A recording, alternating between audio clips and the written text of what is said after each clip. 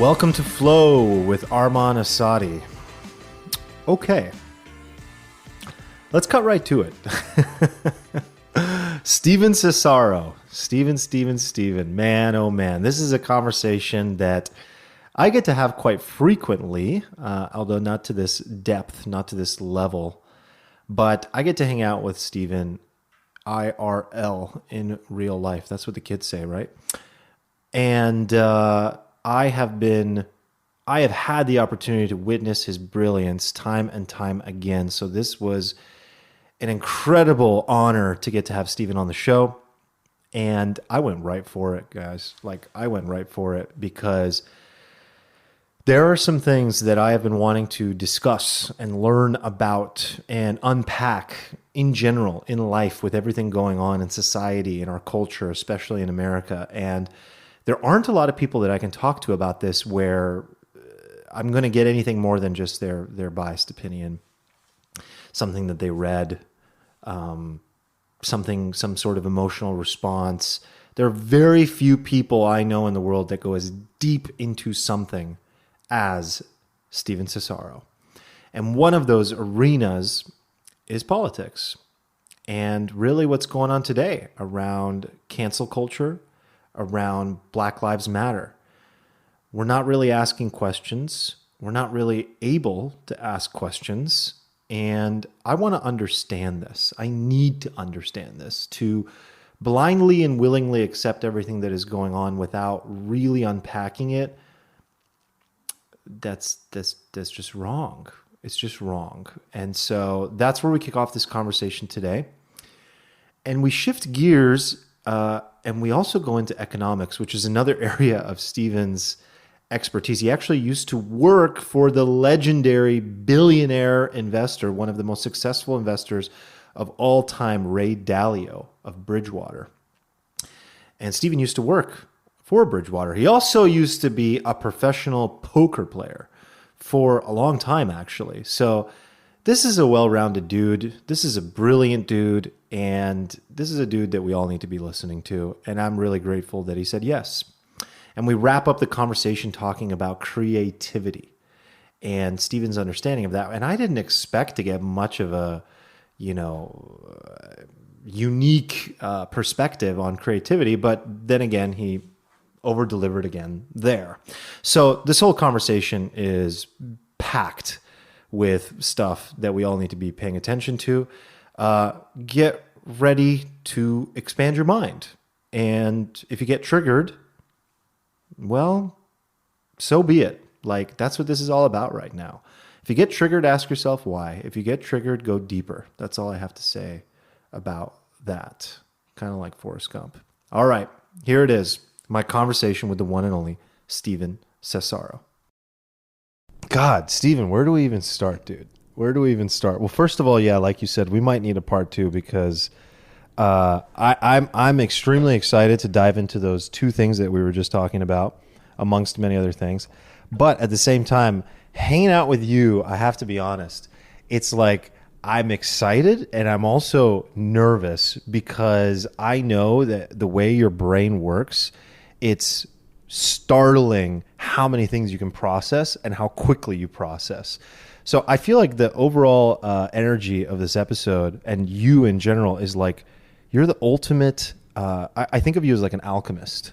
I think of you as like the person that can sit on that piano and understand the science behind that and how to be as optimal as possible in your approach to learning it. You're just a master learner. You were a professional poker player. I don't even know if we'll get to that today. Professional poker player. You've mastered the world of online business and internet marketing and entrepreneurship. Golf, dude. You were coaching me on my fucking golf swing. So bad at golf, dude. I had a brief I touched the sun briefly. I shot like a 73 a couple times. Wow. And then I just fell off I fell off the wagon so badly that I literally had to quit the game for 4 years. I went from a 4 handicap to about like a 16 in the span of 6 months. The way you understand it and talk about it, I would think you're on the PGA Tour, man, because it's like that's your superpower. And that's why I get excited, and that's why I get like nervous talking to you, because it's like it's let's go. It's always like a let's go down the rabbit hole. And we've talked about like grabbing a drink and doing this. So yeah, man, thanks for making time. I'm really excited about it. So out of those two things we were just talking about, I think the thing that I really want to start with is the cultural phenomenon that's going on. And the reason I want to talk to you about it is because it's come up on many of my conversations with many different people, but no one else that I've talked to has the education, the experience, the insight for years now to understand holistically what's been going on and how we have arrived at this exact point that you have been warning people has been coming for a long time. So if there's one person that I know in my life that I really want to listen to in this department, it's you. So let's like unpack this together, man. We're in a situation in this country that is also now become very global, because anything that's going on in America generally impacts the global society, where, as you were saying just earlier, it used to be like, hey, I'm a Democrat. Hey, I'm a Republican. Hey, I'm for gay marriage. I'm against it. Abortion, yes or no. Taxes, yes or no. Now it's become a battle. It has become extremely extreme, and it seems to be a battle between rationality and emotions. How did we get here, and how do we not implode? Yeah, I mean, we could talk about that question for like 8 hours, I guess. I think something you just said there, like, really sat with me a little bit, though. It was this, like, are you for taxes or are you against like abortion? Yes, no. And I think to a degree that's been like a huge part of the problem, is that I see us like compressing a lot of like really complicated issues into like yes or no questions. Like Black Lives Matter, yes or no? Well, what like Black Lives Matter, the saying? Do I think black people should be shot by police, or like the organization or the implication? It's a lot to unpack. Mm-hmm. And you see this especially on Twitter, I think, because you got the 180 characters. Mm-hmm. So it's like it's like preventing you from doing anything intelligent almost, and it just sort of turns into this like dunking contest where everybody's sort of taking somebody's position, making it look stupid, and just signaling to like the herd. And it's just like really not productive at all. It's making everybody like really terrible people. And this is especially true like on Instagram. It's different because you have like the meme accounts, right? Yeah. And people who are sort of like meme accounts, or they put out short videos. TikTok, same thing, short videos. And it's weird. It's like we made like a lot of progress. I think we started doing these 3-hour long Joe Rogan podcasts and like really delving deep into stuff. And I almost feel like it's kind of going back the other direction again. Like there's still a lot of people who consume the long form content, but a lot of social media now is just really, it's just going back to like the things that made network TV terrible. We had like a box of like 4 boxes in the corner. They all yell at each other and get like one jab in like 2 minutes, and they take a commercial break as though that like solved all of the problems, So we've got that now, but we've added this layer of you're sort of sitting there trying to signal to your tribe about everything. And like that's kind of more important on all these platforms than actually like solving the problems. And it's just like it's just putting people into these like untenable situations. Like if you want to think deeply about things and like ask questions, it's almost like you can't, right? You can't. I think it was Naval Ravikant who said, I don't know which interview it was, but he essentially said that in politics he's at this point chosen to stay out of most conversations because there's no room for nuance. And that's what you're alluding to. It's like long form content, like this, like part of the reason I said I'm excited to talk to you. It's because like this conversation allows for nuance. We're going to dive in, we jump up, we jump out, we go into one thread, we come out of another, and it takes 8 hours to unpack the question sometimes. And that's what, again, I think the benefit of like long form content, Joe Rogan, things like that. But even there, it's susceptible to getting the bite-sized stuff that people pull out and take an article and publish it on Yahoo Finance, and it says XYZ is against this because they made one statement, but the context around it was taken out of context. And so even that is happening, but thank God for long-form content because it allows for this like nuanced discussion.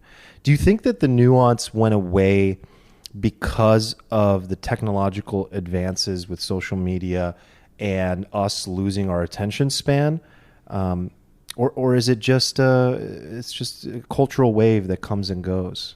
I don't think the nuance has gone away. I think it's gone underground.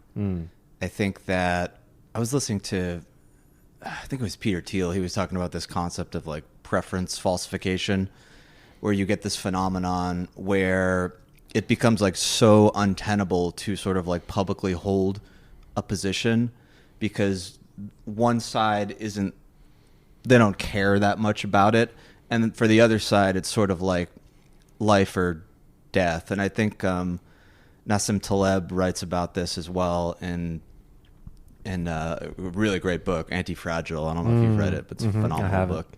It's really great for a lot of like, I got a lot of like really foundational principles from that. And he talks about how like if you're a vegan, right, and you go over to somebody's house and everybody really likes you, you go to a 20-person dinner, everybody's just going to eat a vegan meal because you can make some pretty good vegan food for like one night. If you're not a vegan, you're going to be happy, right?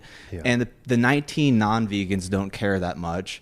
And for the one vegan, it's like really, really important. Right. And you see this in a lot of like discussions that are happening in the political realm these days, where for one side, it's like they just sort of hold an opinion.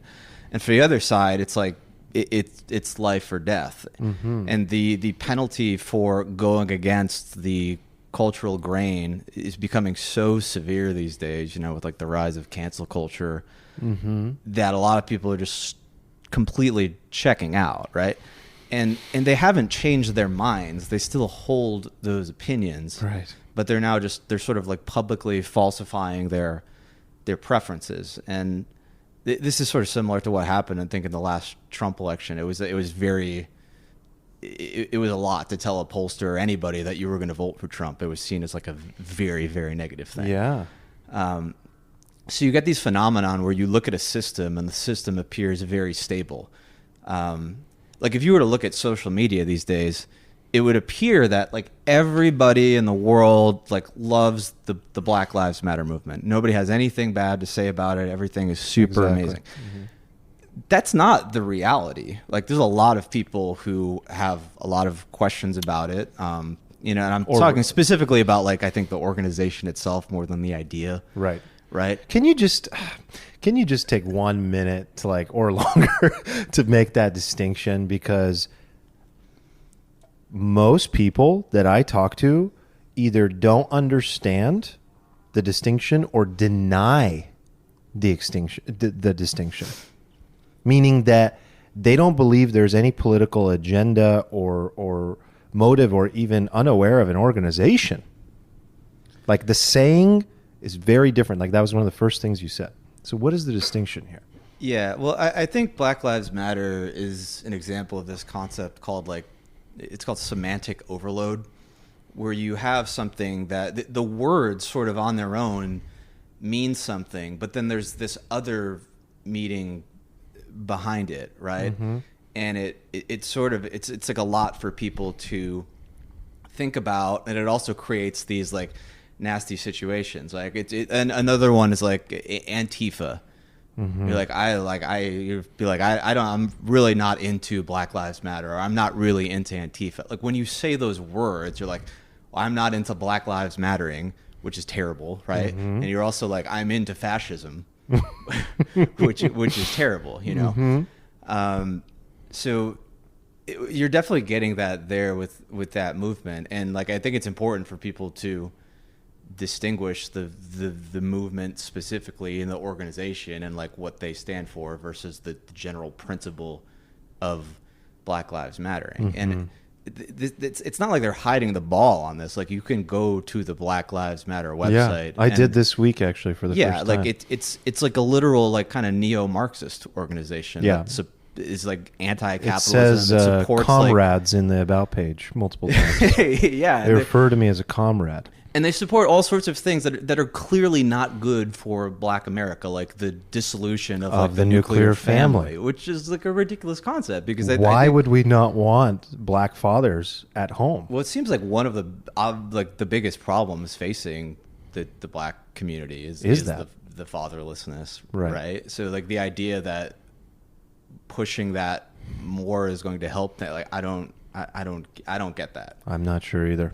I don't get that.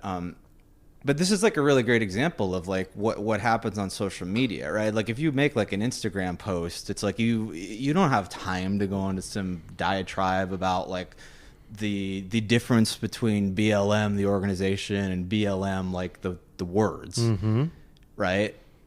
It just looks like if you say anything bad about BLM, the organization, it just looks like you're being racist.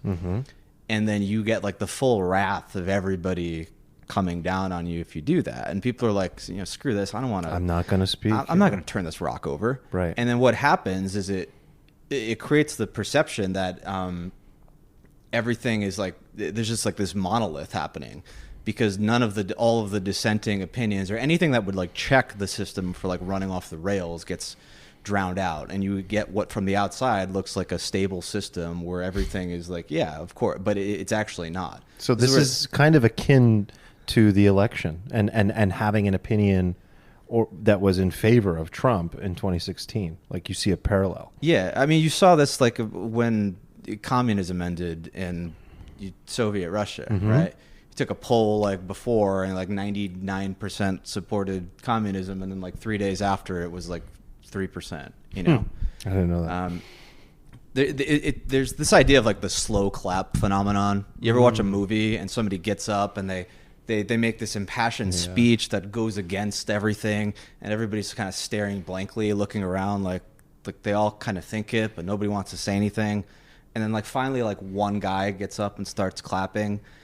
And then like that one guy is enough to make this other guy who was like right on the edge, and he's just like, screw it. And then he gets up and claps. And then the more guys who get up and clap, the less resistance you have to also sort of get up and clap. And when that plays out, you get a system that looks really stable here and then just rapidly shifts to the other direction. It's like a tipping point thing. Wow, wild. So if that is likely the case here, where the situation we're currently in our country is potentially or allegedly a lot of people apprehensive to ask questions or to have an opinion at all, what does that really say about where we're at and like the direction we're headed? I'm not personally optimistic about it. I think there's a real you can only do so much through legislation and laws, right? At a certain point, the culture of the country matters. And if the heads of enough people are just not in a particular place, you can legislate all you want. You're still going to get chaos and undesirable results. Like culture matters, like common sort of social fabric and things like that matter. We're like eroding so many of those things right now. It's like it's getting so bad, right? Like you can't watch sports anymore without having some political message shoved down your throat. There are very few places where you can go to take refuge and just share in something in common. And it's really bad because it's reinforcing the bubble effect, the us versus them effect, because you're never interacting with these other people, even in these places where you used to interact. And it's not great. It's not great long term. Doesn't sound healthy to me. No, it's not. I don't know what's gonna happen. I think there's like a non-zero chance that like we see like states like actually secede from the union in our lifetime. Hopefully peacefully. But at a certain point in time, people might start being like, well, why is Texas a part of this country? I mean, Texas may be asking that. Like, why are we dealing with this? We're pretty big. We don't really believe any of this. Like, why don't we just go our own way? You know? How difficult is that to actually pull off? Because like, there's always been, you know, little talks about that. California and Texas in particular, it always comes up. You know, just seceding. Like, what do you know what that actually takes? Or no, there's actually a book I've been meaning to read on. Somebody wrote a whole book on this like literal exact topic. Yeah, it got pitched on some podcasts, and like he said a couple bullet points about it. I was like, yeah, it sounds really plausible. I need to like read the book, but it hasn't quite crept into my reading list yet. Wow, dude, your reading list. Where that question that I got actually from Mr. Nick Urbani to ask you is. Outside of books, where are you gathering the majority of your information? Like, where is it all coming from? What are your inputs? I get a lot of, well, obviously, I try to get as much as possible from books, ideally books that have, you know, citations and things you can sort of verify. And then I get a lot from just like YouTube, podcasts, and Twitter. And Twitter's rough because it's just not good for your brain. I learn a lot of stuff when I'm on Twitter. I'm really big on like crypto Twitter, financial Twitter, and politics Twitter. And financial Twitter is not too bad. It's still pretty toxic. Politics Twitter is just the worst. It's just the worst thing in the world. But I will say the one good thing about Twitter is that, like, unlike when, you know, Don Lemon gets up on CNN and just says something and puts it out into the ether. Right? If you say something on Twitter, immediately like a million people, if you like have a big following, are going to come in and just like try to beat the hell out of your idea. Wow. And then your fanboys will come in and like defend your idea. So if you can actually wade through the toxic cesspool, that's the comments, 99% of it is terrible, but a lot of times there are gems in there where people will respond to an idea with somebody else's ideas. Maybe somebody put out a video or wrote like some Medium post that's like a direct counterpoint to that idea. And you can do this thing where you sort of follow the rabbit hole a little bit. Somebody puts something out there, you're like, that seems plausible, and then a whole bunch of people would be like, actually no, because of this, and then somebody would be like, actually that paper was flawed because of XYZ. Right. And you can really like go down the rabbit hole, reading one paper to another paper to one video, another video, and trying to dissect like what is and sort of isn't real, which is a lot better than the old method we had, where some, you know, guy on TV just said something to you, and that was it. Or you had like one local newspaper and they wrote something, and that was like sort of like the truth, right? But it is a lot of work to do that. Like, I get why people don't do that. Oh, and then it hurts my mental state like very badly. I haven't been on Twitter in 3 weeks, and I've been like noticeably happier. I feel pretty good. Yeah. Well, I mean, I've heard the same thing from a lot of public figures that have Twitter accounts, that it's their least favorite channel by far, that they just get mutilated there, and that it's not worth it for them. So what they'll often do is, like, if they post something, they just kind of auto syndicate it, and they don't read what people say in response. It's just it sounds like a bit the way that it was set up, or the way it is currently set up, just it breeds that type of like toxicity. But I want to go back to something, man. It's like, let's like rewind, I don't know, let's pick like 8 years or something, like somewhere around there. And everything, every time you try to find the tail of something, it just keeps going further back. So I do understand that every reason that we're here today is for a reason that we can blame another reason for another reason. But let's just like look at like pre 2016 election or so till here. How did we get to this point where we have such extreme polarity happening? You know, what really have you been talking about? Like you were just saying before we started recording, it's like that you've been talking about this, warning about this kind of left extremism, having also identified as one years ago, at least, you know, you could say you were a Democrat growing up, things like that, and now you view yourself as just a rational person who allows for nuance. So how did we get to this point? What have you been warning about? I mean, is it the polarity specifically you're wherever you want to take it, wondering about? I mean, The polarity thing is like an interesting question because it sort of implies when asking that like both sides, I think, have like moved to extremes. Mm-hmm. And I think that all the data I've ever looked at shows that this isn't really the case. Like, if anything, the data I've looked at shows that the Republican Party has actually moved more slightly to the left. Yeah. And you can see this in their current stance on social issues like gay marriage and that sort of thing. Obviously, gay marriage is sort of like water under the bridge now, and how everybody's talking about like trans rights and that whole thing, and that's like a whole nother ball game. But yeah, for the most part, like I think the Republican Party has kind of moved left, and I think there's a huge like populist Republican movement these days. That's like Tucker Carlson's one of the biggest guys in the country, and he's like the head of the populist movement, and a lot of elements of the populist movement look very leftist, right? They call for like, you know, government intervention in the free market in a number of areas, right? So like I don't see this as like a people on the right moving off to the right. Like, of course there are fringe people on the right, but for the most part, like I don't see them in the mainstream of the like Richard Spencer isn't like on TV. I mean, I guess CNN put him on TV one time, but like he's not like a tastemaker in the party. So I think a lot of the polarization has come from the left. I think that this sort of Bernie Sanders wing of the party has sort of like taken things over.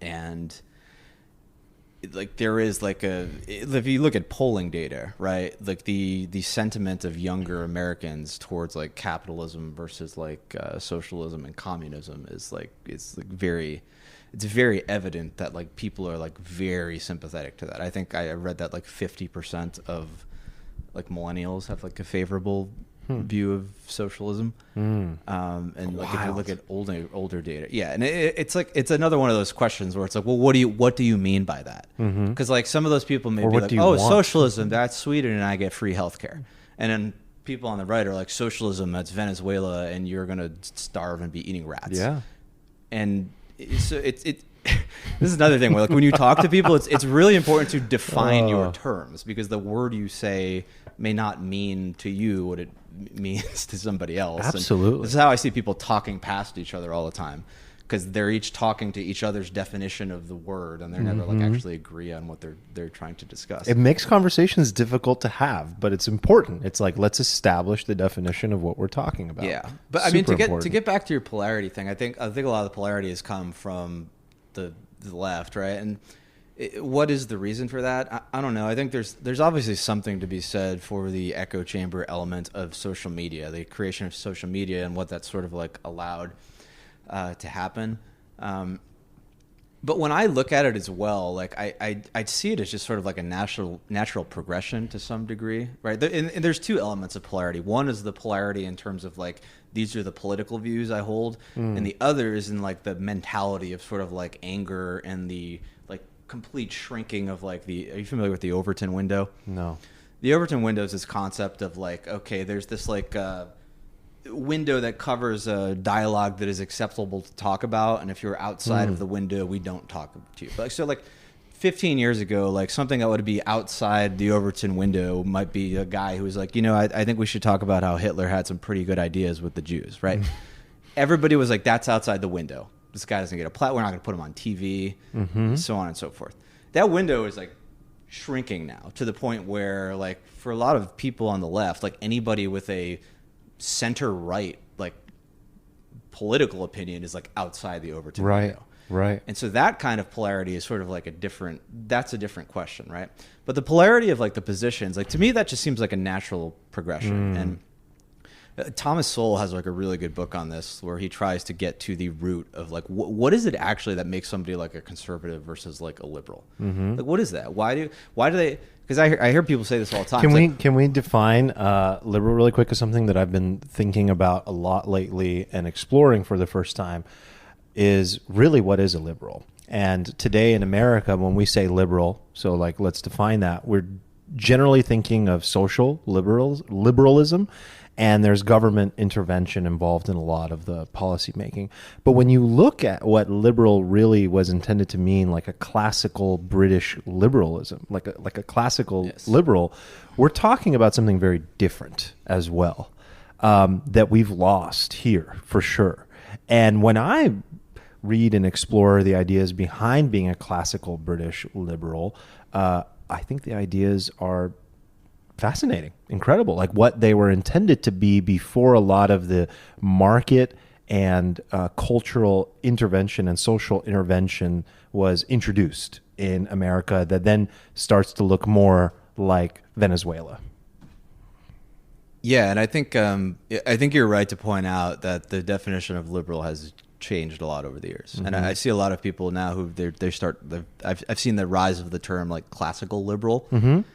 A lot of people are identifying as classical liberals, and I'm seeing a lot of them actually just caucus with the right, because I think that a lot of the ideas of classical liberalism actually like overlap quite a bit with just modern conservatism. Like the idea of like free speech and like natural rights is like a pretty classically liberal idea. I think it's just that if you believe in those things, but you also believe in like some amount of like redistribution and government intervention, and so you almost like, these people are starting to like not have a home on the political left, because the contingent that's taking over the party is becoming like sort of like increasingly dogmatic. And I don't need a home, but as much as every person does, I'm starting to, again, it's like if there was something to identify with, it does stand out as something more. There's no home on the in the extreme left anymore for a lot of people, like you said. Yeah, and so that classical nuance, liberal rise stands out as a better position. Yeah, I am hoping that we get the rise of some more centrist candidates. I'm gonna get a lot of flack for saying this, but like Trump is like actually a pretty moderate candidate in a lot of ways, like from a policy standpoint. Like he's not really a conservative. He's very like big government, bunch of things like that. Aside from all the stupid crap he says, which is like a different story, right? But if you had a not like some non-orange guy who didn't tweet a bunch of insane crap and just say stupid things like constantly, you looked at him like just from a policy standpoint, you'd be like, yeah, this guy's he's very centrist. He's very sort of like, which makes sense because he was a Democrat like most of his life, right? And I don't think the man has like any particular deep convictions about anything. I think he's just very good at seeing where the wind's blowing and kind of and navigating. Wish I had a shot of that on camera. Yeah. Oh man. But I mean, there's an increasingly shrinking room for like nuance and tolerance on the left these days. I mean, did you see like what happened with the free speech letter the other day? Yes. I mean, these guys basically all got together and just wrote a letter saying like, hey, like we need to like be concerned with like free speech, and like maybe we're getting a little carried away with like the cancel culture thing, and they're getting like eaten by the what mob, is happening. Yeah. Can you explain it a little bit? And because I saw it in like very quick passing. Yeah. I mean, I know some of the names that are on there. Like one name, J.K. Rowling. J.K. Rowling signed it. Yeah, a bunch of people signed it anonymously. Yeah, Noam Chomsky. Right. Yeah. Like Noam Chomsky signed it. Like Noam Chomsky. Like Noam Chomsky is unbelievably leftist, right? Like he is just. He's like the OG, like super leftist guy, and he's sitting here being like, guys, like this is concerning. This is maybe getting a little crazy, but yeah. What does the statement say, and what is the concern essentially? Yeah, so I'm gonna like paraphrase this badly, but a bunch of people were saying like you've seen what's going on. I mean, people are getting canceled for everything. It's getting to the point now where you can't even tell if it's like an Onion headline anymore. I think like I saw some like the curator of this like art museum in San Francisco got canceled because he said they would continue to collect white artwork while prioritizing artwork of like minorities, blacks, all these like people, right? And this guy's been the curator of an art museum for 40 years in San Francisco. He's probably not like a big like Ben Shapiro fan, right? And he got mauled for that. And there's just like a million examples of people getting. I saw a teacher who got fired the other day because he tweeted like I'm tired of like being quiet about this. Like Trump is our president, and that's like all he tweeted. He got fired. And I like to do this like anecdote thing because you can always just pick out an anecdote and a story of like a country of like 300 million people to try to prove your point. I like to point to data. Sure. But like, I think that we would all agree that the amount of people who like have been canceled by the right. No, I think it's a real legitimate canceled concern. by like the left lately. There's a very obvious trend that's moving very quickly, and it's moving like very fast, and it's like concerning to people.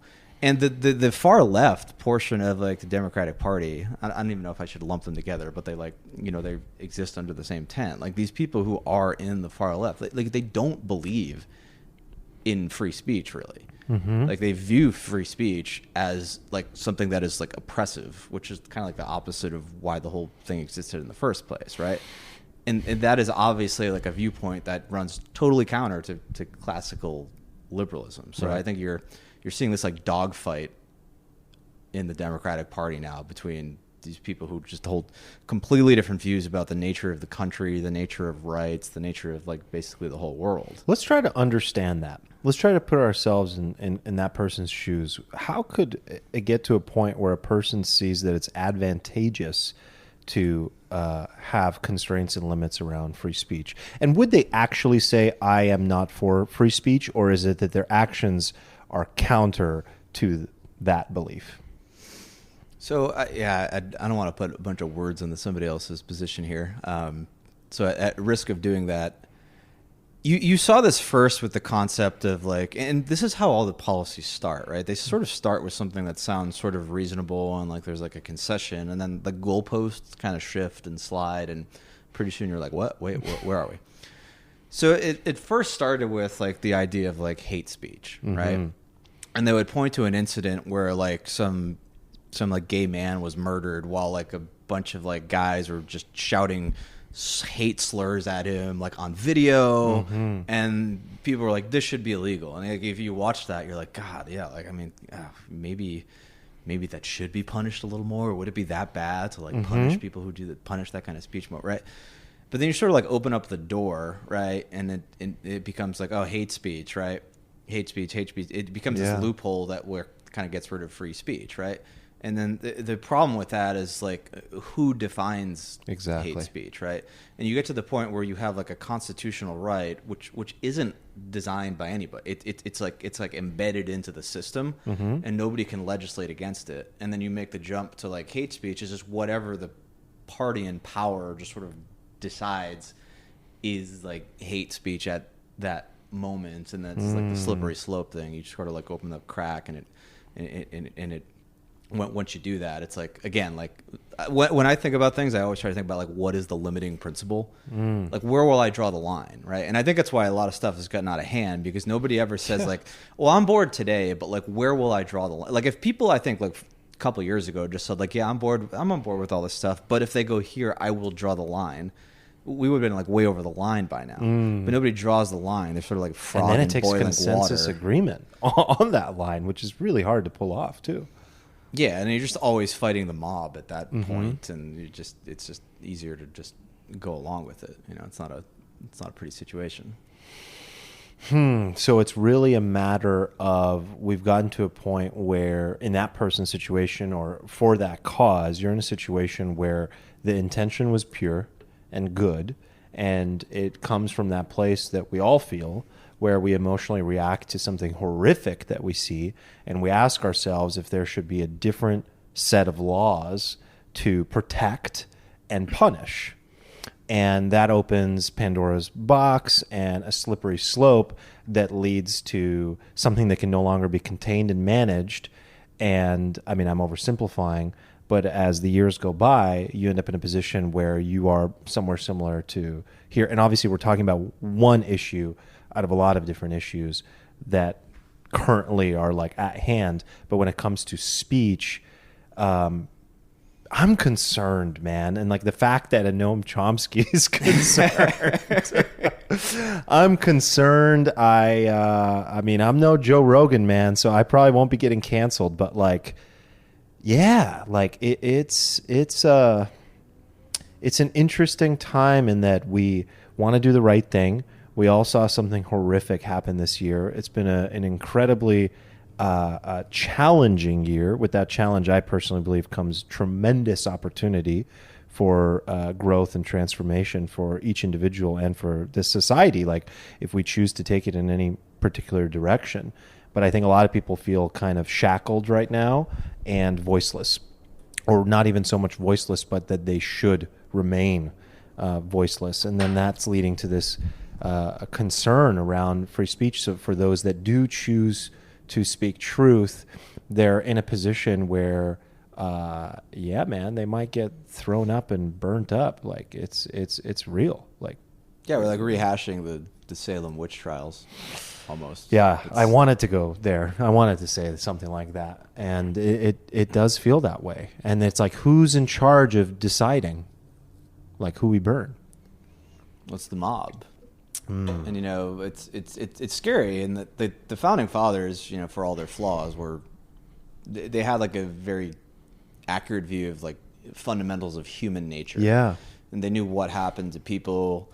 They knew they would like pursue power. They knew the things they would do when they pursued power, right?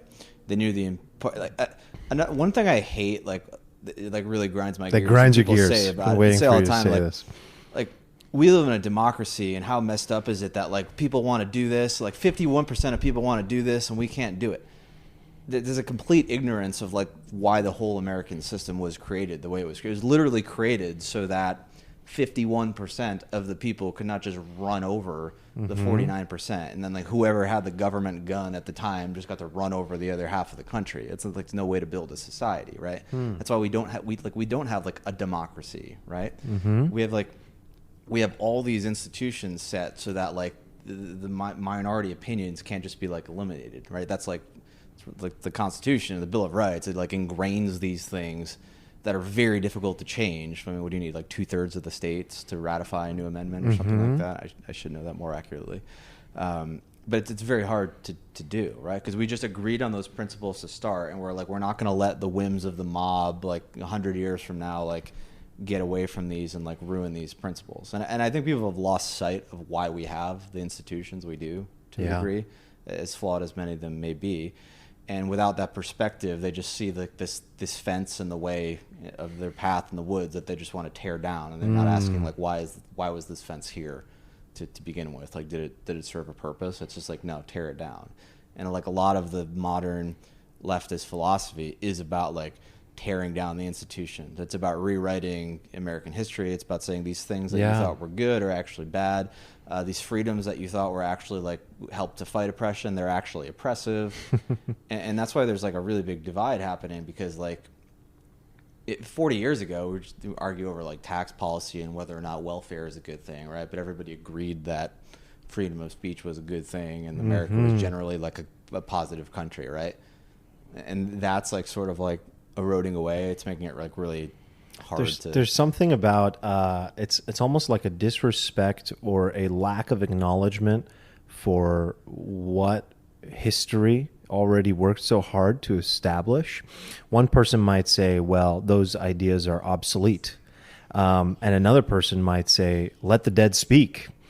And there's a reason that these things were established, and people died for a lot of these ideas. Like the founding fathers, like you said, like, yeah, they had their flaws, but like a lot of those things were based in human psychology, virtue, an understanding of our nature, and having gone through like, let's not forget, these people went through a struggle and saw, insane amount of prejudice, calamity, all sorts of issues, to create the country that we live in. And I do think that a lot of those ideas are rooted in something that, should they receive an upgrade to their operating system at times, absolutely. Otherwise, there would not be a sense of evolving. But I think to throw them away or to try to recreate the country like overnight, I don't know. I believe in exponential change, but not by throwing away the history. I have to give a shout out to Francis Pedraza, who was on the show prior to you. I can't wait for you to hear that episode as well. You'll really enjoy his thoughts. But he really drove home this idea of letting the dead speak, learning from our past, and like really acknowledging where these ideas came from. Yeah, there's a bit of like, it's a combination of like arrogance, a lack of gratitude, and a lack of perspective that I think a lot of people have. I think it's really easy to point to people who lived in a different time from your high perch and like with all you know, and like standing in a society that's been built across generations and evolved, and to be like, look at this bad person. But somebody will do that undoubtedly to you like 100 years from now, and you know, we can choose to live in a world where every 100 years we tear down all of our previous people and their statues because they're never going to live up to the standards and the wisdom of the future. Or we can have a little bit of like, you know, humility and acknowledge that. And I think a lot of people have just never been through really hard times, and humans from like a psychological perspective, like they're just like only good at relative assessment, right? So people look around them and they see what they see to be problems, right? And there are undoubtedly like a lot of problems in the country, right? But if you look like with like a deeper perspective on history, like look back like 1,000 years, look at all the countries and systems that have existed, look at how all of these systems have been like extremely oppressive to people, you know, the types of social structures they've created, the types of lives they've given people. Like as flawed as like the current system we have is, like I think it's like the best system. Like I think that like women and minorities who live in modern day USA like have the best life that has ever been had by any of these groups in human history. And that's not to say that we should just stop and we won the game, because there are still problems and we should fix the problems, right? But that's to say like we shouldn't like tear down that entire system, because like you may be able to point out a bunch of flaws in the system, but like a lot of public policy and a lot of politics, right? You're sort of choosing between like alternatives, and most of the time the alternatives aren't great. Sometimes you're choosing between like the least bad option, right? Like COVID's like a good example of that. It's like, well, how many people do we kill versus how much do we blow up the economy? Those are none of those are like great. There's no like magic decision that's great. And it's the same in a lot of areas of public policy. And you have to acknowledge that you're choosing between two options that may not be perfect, but you have to choose the best option. And a lot of times we do have to move incrementally, because that's how humans move. Like humans are born, they live a generation, they acquire all these beliefs and things, and they don't change very easily, right? That's why a lot of change doesn't happen like, I mean, people can point out change that happens very rapidly, right? But like a lot of revolutions have not gone well. There's been plenty of revolutions that ended terribly. Like most of them don't have a plan, and it happens, and then like bad things happen. Yeah, that's very, very, very true. One example that comes to mind is like Iran. That revolution was not intended to create the country that they currently live in. And my parents were born in Iran, and it's like a thing of every kid that has like Persian parents. They always talk about this time that was not so great, but it's so great compared to now. Like they wanted a revolution because they didn't want a dictator, but they had this progressive Shah with a very open country and no theology, and it was like the Paris of the Middle East. You know, Tehran was this country that was the city, and Iran was this country that was connected to the rest of the world. You know, people traveled there, expats lived there, people worked there. Like it was this place you could go, and it's completely become something that people didn't sign up for. And yeah, man, I think we have to be careful when we have these revolutions, because we don't often know what we're asking for. I want to tap into some of this stuff going on. Another kind of big concern in general for a lot of people, and again, this is like one of your areas of knowledge and expertise and interest, man, is economics and what's going on with the economy, the financial markets, the economy in general. I don't know. Some people point out things like our deficit. Some people look at things like, I don't know, like one micro example that's really interesting is like these bailouts essentially, for example, bailing out the airline industries, and all we did was delay tens of thousands of workers getting laid off. But all it ended up being was a delay. It was like a bet with a 10% probability of it working. Can we get the vaccine in time? Can we get people back to work? Can we get people flying again? Nope, not looking like it. So now what's going to happen? They've already taken their money. The billions have gone out. and United, Delta, Southwest, all these guys, they're all going to lay off tens of thousands of workers. So like one micro example there, but yeah, help me. Do you have a specific question you'd like to start with? Yeah. I think what it is what is the impact of some of the decisions we've made recently going to be, or not so much the future telling, the impact of that, but like, were these good decisions ultimately, and what is the current status of like the U.S. economy? Are we headed in the right direction? Like, is there anything we can do, or like as an average person, like what should I be aware of? Not even the average person, like someone who's interested, someone who's listening to this, like someone who really cares.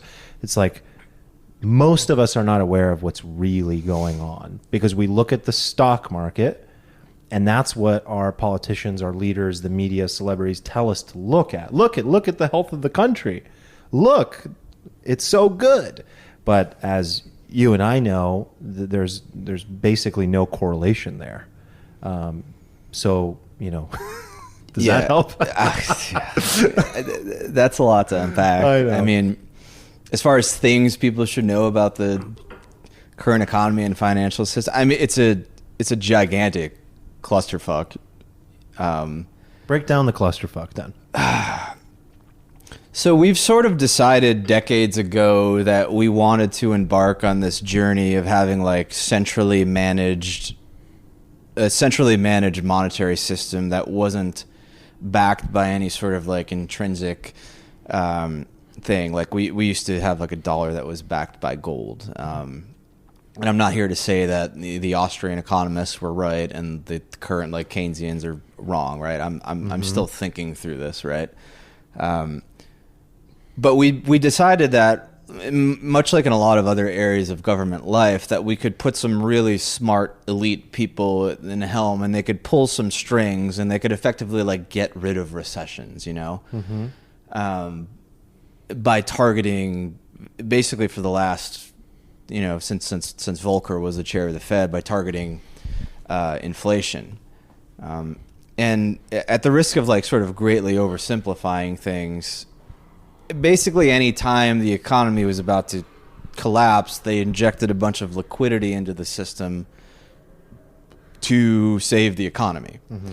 And this has had the effect of basically continuously like leveraging up the system with cheaper and cheaper and cheaper money. If you look at a graph of interest rates, for example, from like the late 70s to modern day, I mean, it's basically like a straight line from like 17 to, in some parts of the world, like interest rates they're negative, which is like a very difficult thing for people to wrap their heads around, because it just wouldn't exist in like a free market. The idea that I would pay you to borrow money from me, it doesn't even make sense. But in some ways, this policy is sort of like it's like this self-reinforcing phenomenon where the more they save the system by injecting liquidity into it and dropping rates, the more they sort of are encouraging the system to become like increasingly more and more and more and more unstable. And like a really good example of this is that in the current interest rate environment, like if interest rates are 1% or they're 0%, it's like, what are you going to do with your money? Are you going to put it in U.S. bonds at like 0.2%? Are you going to earn 0.2% on your money? Are you even going to buy like dividend stocks? Or are you going to just buy whatever stock has the highest chance of growth, because growth is the only thing that like really matters in these like low interest rate environments? And like when you have a 0% interest rate, you are discounting stock prices. Like you hear about the multiples that companies trade on of earnings. Well, that's like relative to interest. Like in really, really, really high interest rate environments, companies trade on like lower multiples. When the interest rate goes down to zero, it's like, what is the multiple? Is it 20x? Is it 30x? Is it 100 times earnings? Right. So you as a rational human, you start like putting your money in any place you can get yield. And one of the only ways you can get yield in an environment like this is to just borrow more money.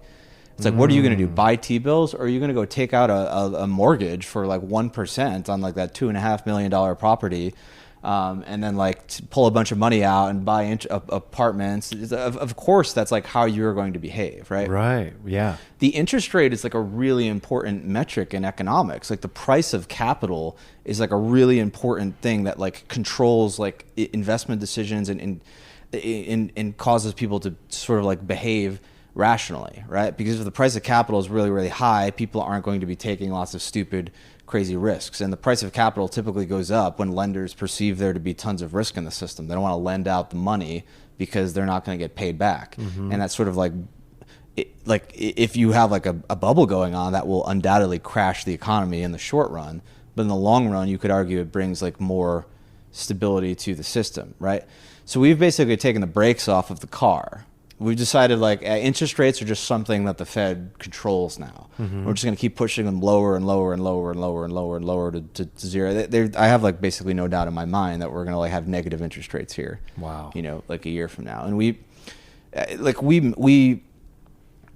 I wish I knew the answer to this question because I would make like billions of dollars, right? But we're either going to have probably like a hyper bubble, the likes of which we've never seen, where asset prices just go through the roof, or we're going to have like an unbelievable like deflationary collapse where like debt sort of gets wiped out and everything just kind of goes to hell, right? Yeah. And the default state is the deflationary collapse. Right. If we don't intervene, essentially, is that What what you mean by the a lot of default people state? don't understand about the monetary supply, right? And the monetary supply is complicated. They talk about like M1, M2, like there's these different ways to measure money. Like it's not just the physical amount of dollar bills in the system, right?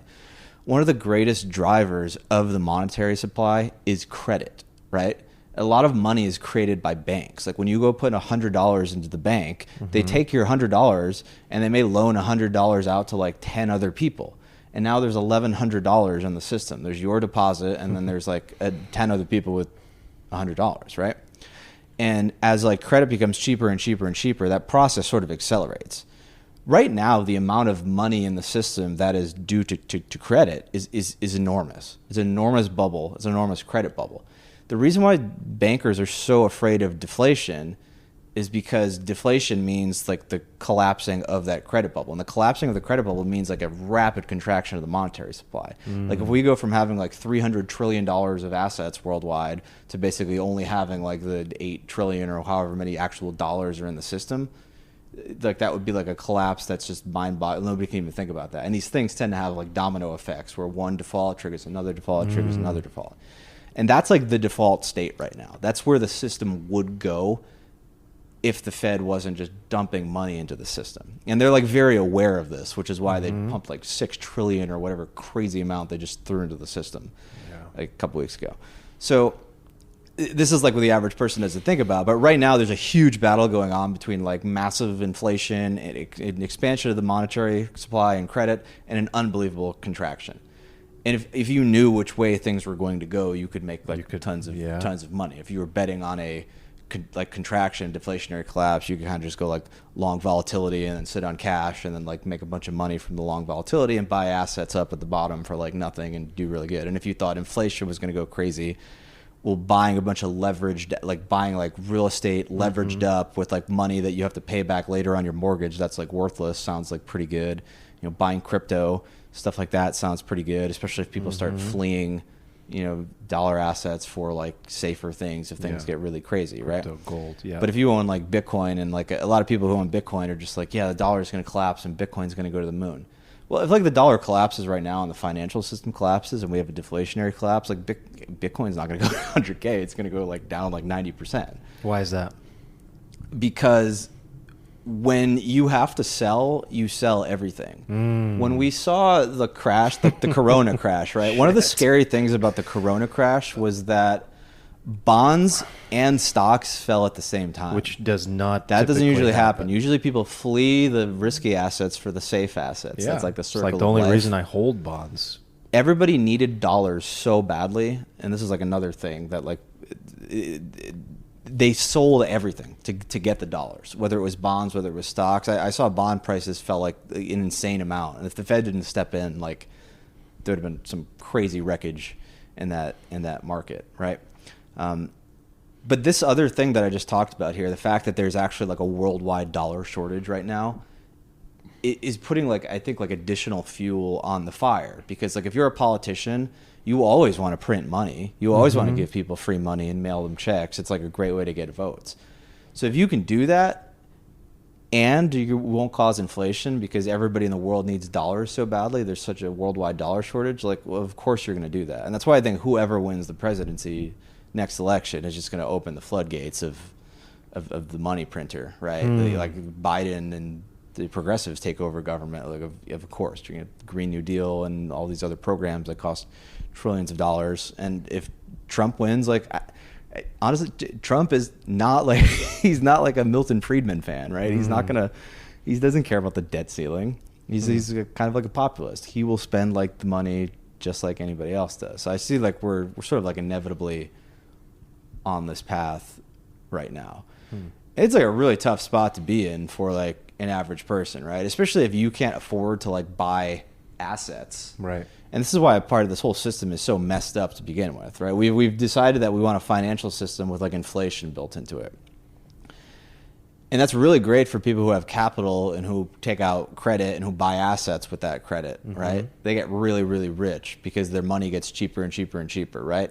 For the people who aren't investing that money, well, their net worth just gets eroded like year after year after year. And like the wages, by all accounts, on many of these jobs, like they do not keep up with the inflation, and just puts people farther and farther behind the eight ball.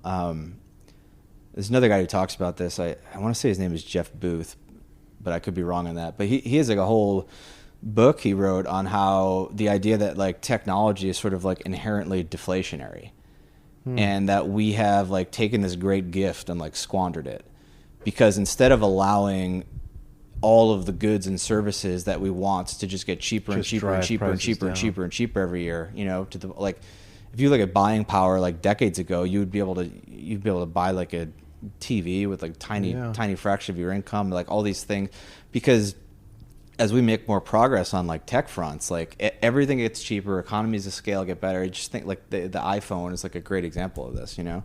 Went from what would have decades ago been like $1 billion technology. It's like, you know, you can get the cheap one now for like $300 or something. But that $300 could be like, that could be like $20, right? And everything people buy could be like super, super cheap. But we've opted for this system, this idea that we need inflation to continuously have growth. We need prices to rise, right?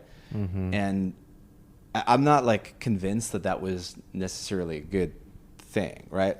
Because if you believe the Jeff Booth vision, at the end of it, you get to the road where like there's so much prosperity and you can buy so much with your dollars that you just like don't work a lot. You're like, well, you know, I'm kind of happy and I can buy all the things I need with like this 3 hours a week of work, so I'm just gonna like enjoy life. In this system, you're just always committed to you're in like a rat race, constantly trying to stay ahead of that inflation, you know, over and over and over again. And the people who are on like kind of like the Austrian side of the economic spectrum think that like it's all an illusion. We're just in like 110-year super cycle, and when that cycle ends and everything blows up, everything contracts, we'll be back to where we started. And people would be like, oh, maybe we should have just kept the gold thing, left it the way it was, you know. But the people on the other, like the Keynesians, will say like, you know, it was good that we have the ability now to sort of control our monetary policy, you know. And I don't want to say like I know which of those things are the best, right? If I did, I would be a billionaire because I'd just be betting on those outcomes. Well, because you can't control the outcome, but personally, have you thought about where you would stand? Like if you were in charge, if you were making the decision, like where would your allegiance lie? That's a really tough call because the way the system is now, like I don't know if I would go against it. Like if you were to try to unwind everything right now, like the amount there becomes a point where like the cost of sustaining the system, even if it is like a crazy bubble versus like unwinding it, becomes like so insane. Like I don't know if anybody in their right mind would go in the office and be like, nope, buck stops here. We're unwinding all the debt. Everything's it it would cause like probably like at least like a decade, I think, of like crazy like crazy economic chaos. Like $1 million houses in San Diego fall to like $100,000 and like it would be it'd be nuts. It'd be a catastrophe. It'd be nuts. But maybe over 100-year time horizon, it would be amazing. But like I don't know. I don't have the balls to do that. Yeah. As a politician, it's like easy for me to sit here and say that they've totally screwed everything up for decades. But yeah, I don't know how to unwind it now. I think now people have just started believing that like modern monetary theory is a thing and that we've been on the right path all along, and we just actually need to just like really go further down that path, and then like everything will be fine, you know. But I don't know if MMT is really a thing or not. That's sort of the idea that the government they don't even need to like issue bonds to borrow money. They just like deposit it into accounts and then it just exists, you know. And then there's the other thought that like, well, that would never work, except like our military is so big and everybody's so dependent on us that we can do whatever we want. And it would be illogical for us to not print a bunch of money and like enrich our citizens and do all this stuff because nobody can stop us. So this is like a really complicated chess game. And like, I don't know what to do as like the regular citizen. I always tell people to just buy like a little bit of Bitcoin, so they have a little bit of like a call option on the system exploded. That's like a really great hedge against the worldwide fiat system sort of unwinding. But the other ways to sort of bet against this, like going long volatility and like a portion of your portfolio is a great way to capture some return from that potential like explosion risk. But like putting that trade on it's too complicated for anybody to do. So you can't really do it. You're kind of like stuck in the system as is, and you just got to kind of ride it out. And if we get like a deflationary collapse, like everybody's just kind of get hurt by that. I mean, I guess you could sit on more cash than you might normally, because cash does pretty well when everything contracts. But it's about all you can do.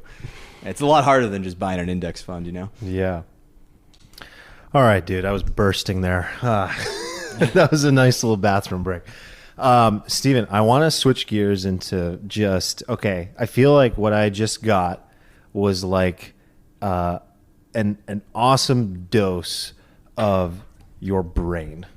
And like, I know that you could unpack each of those things for an additional 8 hours. And that's what I find most fascinating about you.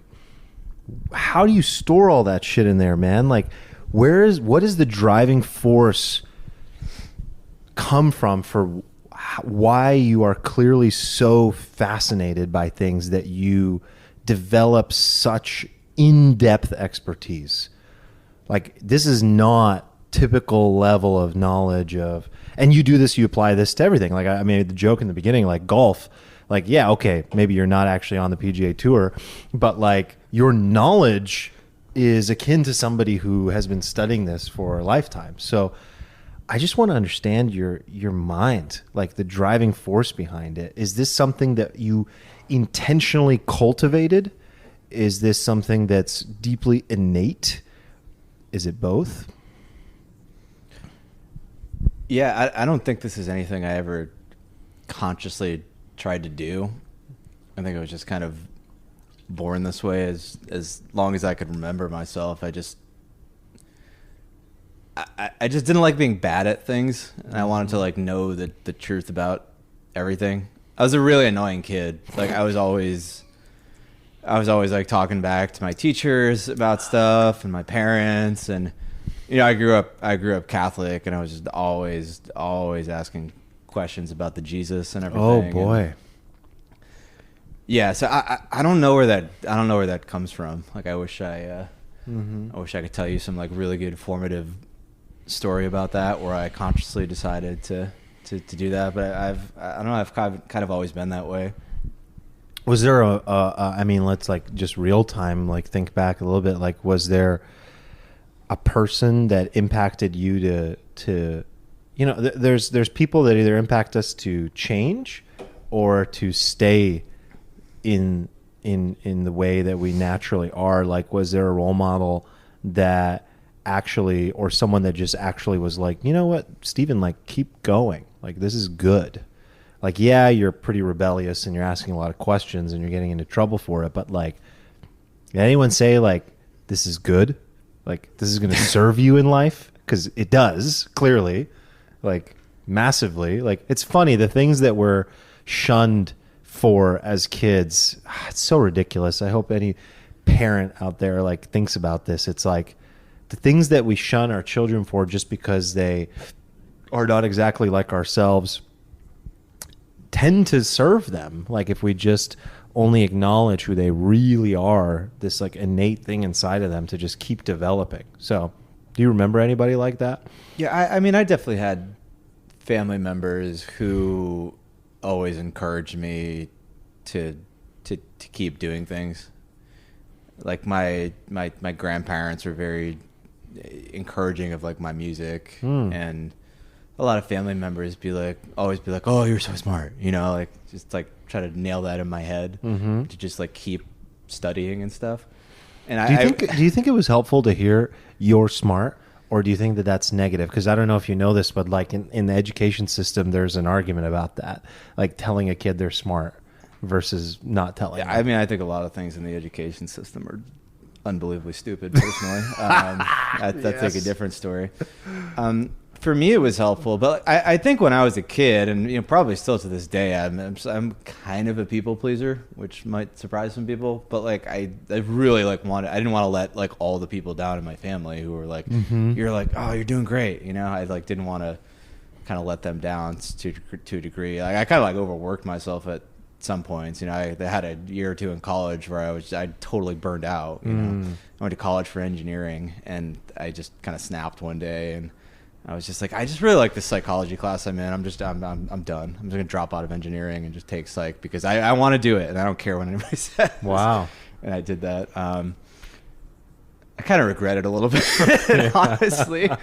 I would have rather, I don't know, maybe my life would have gone in the wrong direction. Yeah. But I think having the engineering or physics or math or like computer science knowledge would have been made me a little more well-rounded person. I love psychology. You not probably ended up getting getting the knowledge anyway outside of like those few classes that were remaining.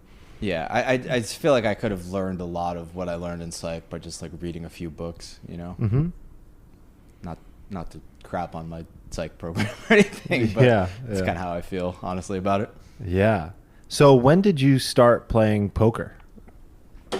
High school, like senior year of high school, we used to play in my buddy's basement, and we honestly just like made up the rules. We just like deal like, oh, we're gonna deal 7 cards out, and jacks and 4s or wilds, and then we would just, I don't even know. It wasn't really poker. It was kind of poker, but not really. And then when I went to college, I started playing we used to have these games in the dorms. It was like really big, and we would play Texas Hold'em. And that's what like I really started kind of seriously playing was a freshman year of college. And then you obviously started playing a lot more. And then what happened? Like, how did that start? You know, it just kind of like slowly spiraled out of control because I was playing with my friends first, and then my brother told me about like online poker. And at first we weren't even really playing. We were just like opening up accounts to get like a $20 bonus and trying to like clear the bonus and transfer it to ourselves and cash out. I remember we had this like we were playing this cat and mouse game where we were trying to figure out how to like make new accounts without the sites catching us. And they were really dumb at first, and then eventually they started blocking IPs, and then we started doing all this other stuff. And I mean, we probably got like a few $1,000s, like $20 at a time, just doing like the deposit bonus thing. And then eventually they made it like basically impossible to do that anymore. And then I just started kind of playing. You know? Yeah. I played in like $5 games, $10 games at first. I think when I first started playing, like the party poker, the biggest game was like a $20 buy-in or something. It was really small. I was playing like, you know, $5 sit and goes and stuff like that, like single table tournaments. And I found this like online forum called 2+2 where all these poker players were hanging out. And this is in the days like kind of like mostly before social media. We didn't have like the online communities we had today. That forum was like really big. There were a lot of people there, and we would talk about hands and stuff. And I started just like studying the game and taking it more seriously. And I just kind of kept like moving up and moving up and moving up in stakes. And then one thing led to another, and it just kind of never stopped. I remember when I was in college, the government sort of like banned party poker, and there was like a big blow up, and I had a moment where I was like, oh, I need to get a job. So I ended up getting a job working at Bridgewater Associates with Ray Dalio for a year after college, which was an interesting experience because that was like right during the financial meltdown.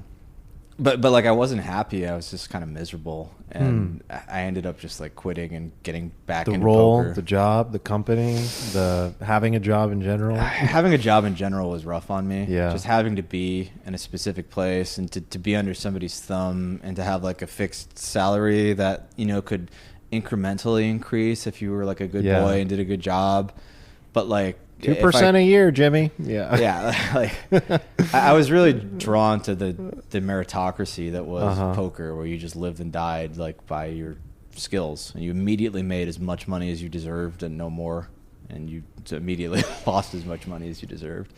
And I was like really attracted to that. So yeah, I went back to the poker. I quit. I almost like kind of started from scratch again because I'd been working, and last year of college I wasn't really playing that much. I kind of like started playing this like weird system that was just it exploited like a loophole in the games, right? Of course you found a loophole. Where everybody was buying in with like 100 big blinds, and if you bought in with like 20, which was the table minimum, like the rules of the game were different for you. Like it was optimal for the people who played deep to put in like a lot more money pre-flop and raise bigger and bet bigger. But for you, when they were doing that, you could basically like take advantage of all that free money by kind of playing this almost like all in or fold kind of strategy.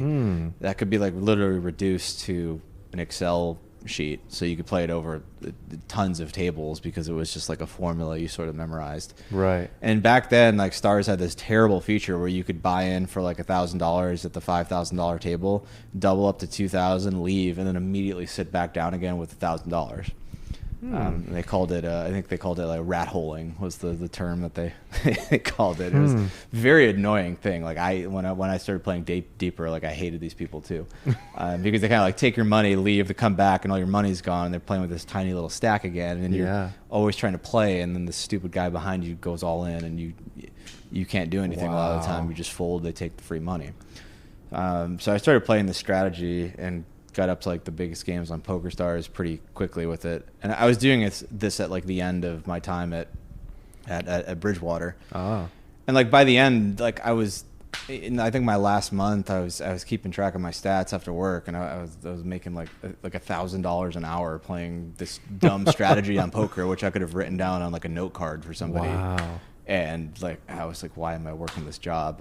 And I couldn't take it anymore at a certain point. Was there anything that you pulled out of working like under Ray Dalio or just at Bridgewater? Oh my God, general? Like so much. It was a really cool experience because like Ray Dalio would literally, you had classes like multiple times a week, and like Ray Dalio would sit down and like teach you about like what makes like oil prices like go up and go down, and what interest rates are, and so that was really cool. I had like all these notebooks, like all this Bridgewater material, like thousands of pages of like Bridgewater material, like what they think of the markets and everything. My mom like threw it out when I was home one day. Oh God! Still haven't forgiven her for that to this day. Oh God! It was unbelievable. Just 3-ring binders full of like all of their like inside knowledge that goes into the algorithms and how they view like global macro markets. Just wow. So did a lot of your present day knowledge develop and go deeper during that time, or did you go into that role with like a good amount? I liked finance when I went into the role, and I knew a little bit. I had read books like A Random Walk Down Wall Street, and had a decent idea of what financial instruments were and like how to invest broadly speaking. But I left with like a much deeper knowledge. It's to this day, like a lot of what I know is still just directly tied to the 7 or 8 months of like classes I took there, Wow. In 7 or 8 months. Yeah, and I had to get like my Series 7 or Series, I forget, one of those where you're like a futures trader. You have to get certified in all the commodities, options trading and stuff like that. So I had to study for that as well. So I kind of picked up on that. So then you went back to poker, but obviously you're not doing that anymore. And how long in overall did you play poker then? Yeah, I played for like 10 years basically professionally. And then just, Wow. I don't know, I had like an epiphany on a beach in Thailand one day and just decided to come home and quit. And wow, you know, it's a long and kind of interesting story with a lot of twists and turns, but that's sort of how it ended. Yeah, it usually happens on a beach somewhere. Mine was a beach in Cuba, so I get it. It was like I'm not doing this anymore. So, you know, when we first met, one of the things you told me was that you found it really fascinating that you could apply a lot of the way your brain and mind attacked poker to marketing and online business. And I know you've had multiple businesses now, and now you've built another big business doing that. So, like, what are the parallels, like, you know, between those two worlds? Yeah, I mean, there's like some general parallels, which is that like as far as I'm concerned, most everything in life is sort of like a game. There's rules of engagement. I was hoping you'd say that. and there's sort of like a reward you're trying to get, and you're trying to get more of it than the other people, right? Yeah. So on that level, obviously I did a lot of that in poker. I was very into game theory. Game theory especially. A lot of people think poker is like card counting, and it's not. It's a lot of like, you know, game theory with multiple decisions mapped out over, you know, game trees and stuff like that. Really complicated stuff, super interesting. And then like a lot of statistics, right? Just and a lot of like what I think makes poker players really good at a lot of things in life is they're able to detach their emotions from outcomes, right? Because if you're an emotional poker player, unless you're just like ungodly good, you're just going to go bankrupt. Like you have to be able to just look at everything like very objectively and rationally, and not do things out of feel or like anger or sadness or Is there any intuition at play? There is, but like that intuition is sort of like when people talk about like the gut, right? Like I like believe in that, right? There's like an element of you that has seen something a million times, and even if you're like higher level brain, the brain that sort of like tries to put things into words, can't quantify what it is. Like there's like a part of you that instinctively wants to do stuff, right? And that's different than emotion. Oh, it's like totally, it's totally different. Like gut is not emotion. It's sort of like quantifying the unquantifiable in a sense, you know. But yeah, it's definitely different. So I took that approach to basically, I took that to everything I do. You know, what is I was always really into like Tim Ferriss when he talked about learning stuff very quickly. I like the idea of like meta learning. How do you learn things? How do you learn things faster? And like every time you do that, you build upon it for the next thing that you learn. It's this skill that kind of like just keeps escalating throughout your life, which is really nice. But the other thing about poker that was really useful for my line of work, which was that like I was very comfortable like risking, betting, losing, winning money. You know, because I don't really run like an agency style business where somebody gives me a contract and I just get paid $2,000 a month to run their ads or something. Like we try to basically arbitrage the sale, you know, the money we get from the sale with the cost of the click. You know, we're just really good at Facebook ads, Google ads, that sort of thing. So we'll put like $10,000, $20,000, $30,000 into a campaign sometimes and like lose it, and that's like. It's kind of like what people do in normal businesses, right? It's easy to put 30 grand into a business and lose it, except most times people do that. They do that in like 6 to 12 months. Like we'll do that in like a week sometimes. And be like, all right, well, that's not going to work. Let's do the next thing. So we're very rapid testing like a lot of stuff and kind of like betting money on the outcome, right? In a sense. And a lot of people, they wouldn't have the stomach to do that because it like sucks when you lose. It's really bad. But after you lose so much money so many times for so many years, you start to get like a little numb to it. And then it's just sort of like another bet you place, and you just look at it as like, oh, I'm going to place like 1,000 bets this year, and then even if 400 of them lose, I still win 600 of them, and I'm going to come out ahead. And that's just kind of the mentality you have to have. You have to deal with like life being unfair and not going your way all the time, as it tends to do, So that's massively beneficial, because most entrepreneurs even tend to be more risk averse than people think, and they're unwilling to make a lot of these bets. So the fact that you have that capability and can continue to like show up the next day after losing $20,000-$30,000 in a week, like most people would go home and cry and call it a day. What's the next frontier for you? Like, what's the thing that you are most excited to like dive in and deeply understand and develop expertise in, or just something you're like really excited about right now? So I think the next phase of life for me is to try to figure out how to do something that like brings me a lot of like joy, and to ideally do that and make money from it, even if it's not a lot. I don't think I'm quite at that step yet. I've built like a pretty good business, and I'm trying to stay focused on building that up. And I think there's something to be said for taking the time to like acquire a bunch of wealth and then to be good to do whatever you want with like the rest of your life. Like I never like bought into this idea that like, oh, you should just pursue your dreams. Like, it's a nice thing to say, but like if I could have like not pursued my dreams for like 7 years in my 20s, and in 28 I was worth like $80 million, and then I could do whatever I wanted for the rest of my life, that's a pretty good trade-off. You should probably do that, right? I agree with that. It's not a simple decision. It depends on like, well, how much can you make, how quickly, and then how much time will you free up to do other things, right? And then can you not get caught on the treadmill, right? Because people are like, oh, I'm just gonna make like $1 million. And then it comes really easily, and like, well, maybe like 5, maybe 10, and then like 30 years go by and they just keep making money, and then they're like, oh, I never did that thing. So I think that's another thing that people get sucked into. I don't think that'll happen to me. Like I've pretty good idea of like where I'm trying to get, and then like where I'm gonna get off the ride like totally and do something else. But yeah, that's the next step for me, because like I love playing piano. I love music. I don't know if I see a career in that yet. I'm trying to think of ways I can kind of mold the business with that, but I haven't quite like nailed that down. And I don't necessarily think I'm just going to retire and sit in my apartment and just play piano by myself for like 40 years and be fulfilled. So yeah, that's what sometimes I'm on the surface it can appear that way. It's like, if all I could do is that one thing, that grass is greener kind of approach to it, it's like, it seems like it would contain the answer, the end all. But I think you're totally right that, this is essentially a game of, one could argue, ascending the hierarchy of needs.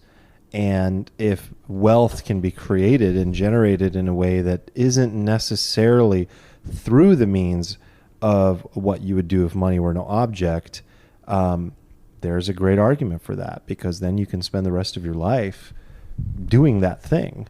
And I think everyone has a very different path in that, for sure. And I can see both sides of that, because I've been in that position many times myself. I think sometimes like it's interesting where people are different is like they eventually hit an endpoint anyway where they've had enough, like the moment on a beach in Thailand, or the moment at a job that they don't want to be in. It's like, it happens naturally anyway if it was going to happen. Like if you wanted to get out of that business, if you were like, I just want to stop this, like that would just happen naturally. But it's like, well, hey, as long as I can continue building a good business and doing this and still enjoying my time on the piano and hanging out with friends and doing podcasts, it's like, why not? Why not? So, dude, let's just say I really want to close out with this, because one of the things that's most inspiring to me about you is your curiosity, which you say is innate. So if a person didn't innately have the level of curiosity that you have, which, by the way, I bet you're like off the charts on openness, which curiosity is a factor of. And a high openness and high conscientiousness in general are just like great predictors of success and creativity. So someone's listening who's like fuck, I want to develop that level of curiosity. What's the first step that could be that positive slippery slope to becoming obsessed with acquiring knowledge? Like, is there a practice? Is there a belief? Is there a, like, maybe what's going on behind the scenes for you? Yeah, well, I mean, God, this could be like a whole episode in and of its own. But I think, like, if you break down what curiosity is and what a lot of things are, right? They're sort of these hormones or neurochemicals or whatever you want to call them that are being released in your brain, right? Mm-hmm. And the big one is obviously like is dopamine, right? That gets released not when you get a reward, but when you're on a path and your brain feels like you're going to get the reward, right? So I think if you want to really get to like root causes, I think a lot of curiosity is rooted into that. And then when you're digging into stuff, you get that kind of rush and you're like, ooh, I wonder what's at the end of this path, right? Yeah. I think a lot of people, which by the way, is an experience of flow as well. Yeah. And I think a lot of people, I don't want to like overly generalize people, right? But this is like a problem I've even noticed in my own life is like when I get into ruts where I don't feel curious or I don't feel motivated by anything, it's usually because there's like something out of whack with the dopamine in my brain. And what's usually out of whack is that there are some other triggers in my life that are just flooding my brain with dopamine and like overloading it. And your brain doesn't discriminate, right? It just is just like, where can I get this the fastest immediately? And it motivates you to go to that source. You know, that's how stuff like video game addiction and all other sorts of addictions happen, like the cheapest, fastest source of like dopamine. So if you are sort of like just drowning in that, you're playing video games, you're doing a bunch of drugs, you're drinking all the time, partying, you're scrolling through social media like incessantly, you're constantly flooding your brain with that stuff, right? And then what you do is you sort of like desensitize your ability to get that subtle rush from doing the things that would in the past, you know, when you were running around in caves, have like triggered that rush, because everything else is like quieter, right? This is the purpose of these like meditation retreats sometimes, is just to bring the volume of everything down so that the subtle things can like motivate you again. So I think when people like can't get motivated by anything and nothing like makes them feel like they want to do anything, I think the root cause of it is often like they should ask themselves if that's the problem. Porn addiction. Yeah, I mean that's a whole nother thing too. But that's another. There's so many sources. In my mind, it's like that's another area of life, like adolescence, especially, like just fucking wasting themselves. It's a huge problem. I don't know if people are aware of what a problem that is like in the world these days. It's a massive problem. No, I don't think no one talks about it. I might be the first guy that just said it. I'm just kidding. Yeah, I mean, dude, I've been talking to people about that since. I remember like 2010, 2011 or something. I started reading it and thinking about that, and I found like all these people on the internet who were talking about it, and I was like, oh my god, this is like a thing, and like I get it. It's like the ultimate reward, right? That your brain was designed to have in like these very small doses. It was like a rare thing, you know? So whenever you could get it, you just wanted as much as possible. And now it's just like packaged and like delivered to you in like infinite amounts. Like so many other things, like there's just too much abundance. There's too many rewards. And then the rewards, they're not productive ones. They're not ones that like sort of like build upon themselves. They're like these like treadmills. Exactly. They're hamster wheels. You just go around and around. You never get anywhere. And they're hedonistic. Yeah. And they don't really serve as something that you can build on.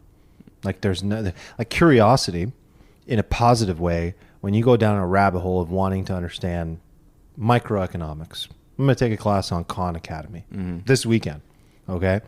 And I just recently was like, I want to take a microeconomics class. And I found one on Khan Academy, the AP one. That builds upon itself. The dopamine I get, it's exponential almost, like where after I complete that class or however far I get in that class, I'm retaining something. The next time I come into a conversation with you, I might understand more of what is going on from your background of having worked at Bridgewater and all these various things, right? So it's like it builds upon itself.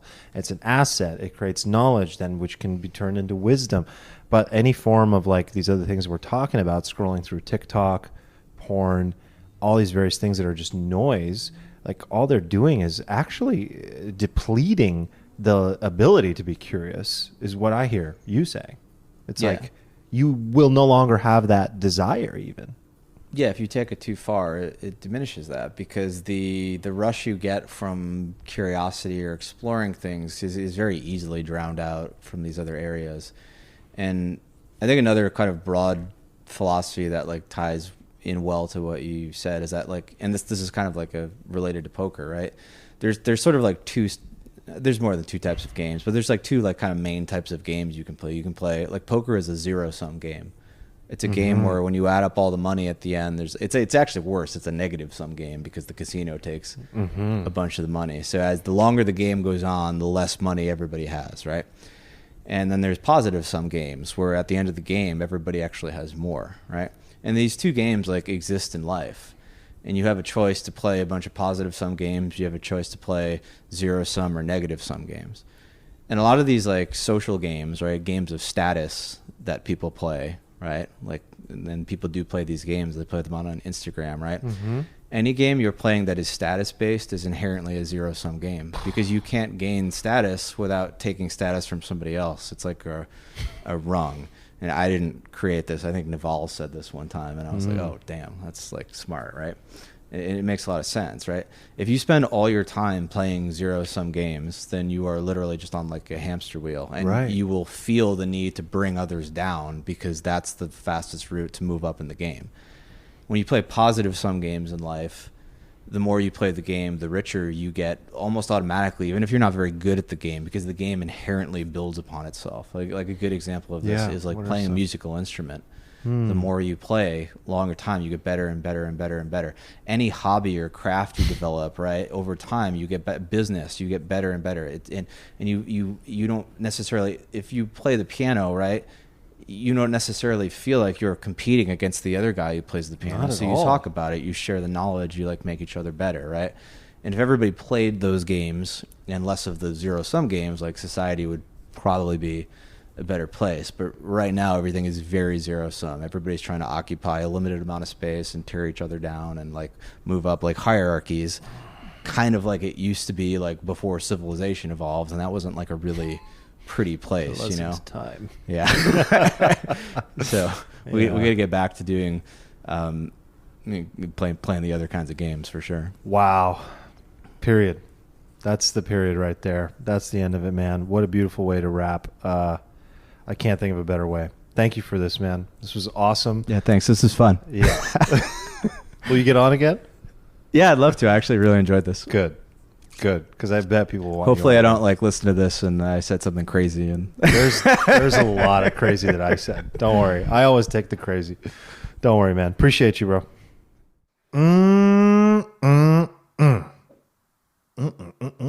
Beautiful ending. That's become a common theme here. These conversations just seem to wrap themselves up in a nice little bow tie. There's just a point where you feel satiated, and then it's like, yep, that'll do. That'll do. I don't know what is up with me today. I almost said that'll do, pig. Yeah, that will do, pig. So that's it. I hope you enjoyed that conversation. I hope it expanded your mind. I hope you learned something new. I would love to hear your thoughts, whatever they might be. Do you agree? Do you disagree? Did that challenge your notions, your beliefs, your thoughts, your feelings? I'm okay with it all because it challenges me every single day to be human, to learn these things, to become aware of these things, and it's all okay. So that's what I would say to you as well. Be okay with being challenged. Be okay with changing your beliefs. Be okay with somebody saying, you know, Trump's not that conservative. Like, I mean, that's actually a really interesting insight. You know, there's a lot in there that was just interesting if you allow it to be. So let me know your thoughts. Shoot me a text at 619-825-2595 with your thoughts. Subscribe to the show. on Apple or Spotify or whatever platform you're listening. And that'll do, pig. I'll talk to you later. Take care. Peace.